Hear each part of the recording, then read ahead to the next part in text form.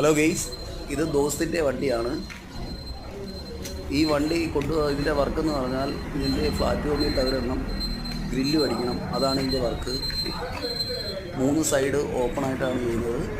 3 side open ചെയ്ത് സൈഡിൽ angler കൊടുത്ത് അതിനകത്ത് ഡോർ ഇഞ്ചസും കൊടുത്താണ് ചെയ്യുന്നത്.